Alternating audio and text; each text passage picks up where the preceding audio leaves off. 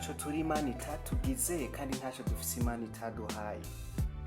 Mbega uri giki wowe ushobora kumva kuri hejuru y'abandi?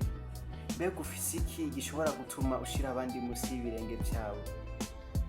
Ivyo nimba ubikora ugafata abandi nabi, ukabafata nk'uko atari abantu, nturamenya icatumye uza kw'isi, nturamenya ubutumwa Imana yaguhaye ngaha kw'isi.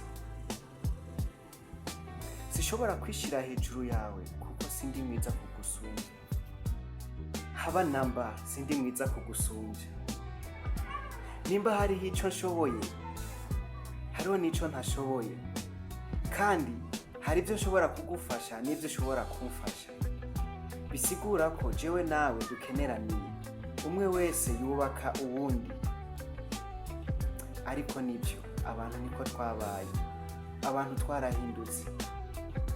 Kera barafashanya, kera barasangira, ariko uyu munsi urabura umuntu abaje kugufasha gushingura bakaza kwifotoreza ku kigandaro cawe, bagafata amafoto, bagatwenga, mu gihe wewe amarira bariko aratemba ku maso. Mbere rimwe na rimwe ushobora kwibaza, none mbega aba bantu bari baje gukora iki? Canke bari baje kunshinyagurira? Abantu benshi imitima yarangiritse, ntibagishaka gufasha abandi, ntibagishaka gusangira n'abandi. Umwe wese aba ashaka kwigungirako, umwe wese yabaye satuntu twanje. Kubera iki? Turakwiye guhindura, kuko nitwaguma uku ntaho tuzoshika.